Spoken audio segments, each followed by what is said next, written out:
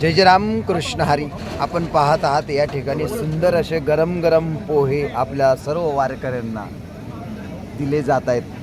या श्री क्षेत्र मढी ते पंढरपूर दिंडीमध्ये गरम गरम चहा आणि गरम गरम नाश्ता आपण पाहत आहात. अतिशय सुंदर स्वादिष्ट या ठिकाणी आता आपल्याला दिले जाईल.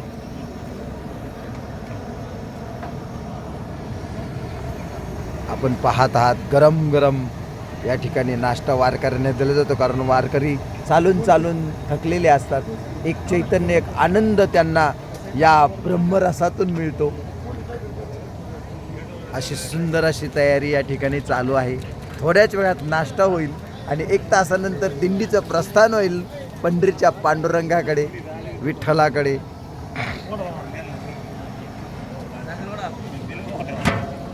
आपण पाहत आहात गरम गरम पोहे आता सर्व वारकऱ्यांना या ठिकाणी वाटले जातील आणि एक नवं चैतन्य संचार अन्नब्रह्मरसो आहे की नाही, युक्त आहार विरस युक्त चेष्टस्य कर्मसो असं ज्ञानेश्वरांनी म्हटल्याप्रमाणे आहारसुद्धा गरम गरम आपल्याला आहार तरी सेविजे अशा ज्ञानेश्वरांच्या उक्तीप्रमाणे या ठिकाणी आता अन्न ब्रह्मरस तयार होतो आहे.